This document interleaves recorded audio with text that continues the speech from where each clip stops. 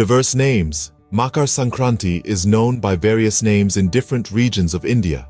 For instance, it's called Pongal in Tamil Nadu, Uttarayan in Gujarat, and Magbihu in Assam. Harvest celebration.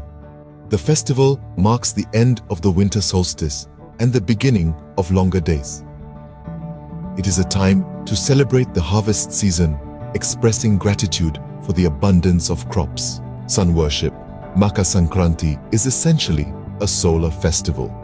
The transition of the sun into Capricorn symbolizes the end of winter darkness and the onset of warmer, brighter days. Kite flying. Tradition. Kite flying is a popular and thrilling tradition during Makar Sankranti.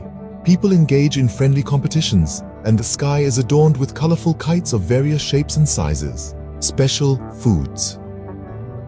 Different regions have their unique dishes prepared during this festival. In Punjab, people enjoy sesame and jaggery-based sweets like revelry and gajak, while in South India, pongal, a dish made with newly harvested rice, is a staple. Ritualistic dips. Many people take ritualistic dips in holy rivers like the Ganges. It is believed that taking a dip during this auspicious time cleanses the soul and brings good fortune. Charitable acts. Makar Sankranti encourages acts of charity and kindness. Donating food, clothes, or other essentials to those in need is considered especially meritorious during this time. Cultural significance.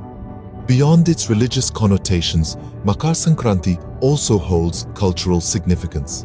It is a time for families and communities to come together, strengthening social bonds. Bogi bonfire. In some regions, a day before Makar Sankranti, a bonfire known as bogi is lit. People discard old belongings and celebrate the new, symbolizing the triumph of good over evil. Auspicious time for weddings. Makar Sankranti is considered an auspicious time for weddings in some communities. Couples tie the knot during this period, seeking blessings for a prosperous and harmonious life.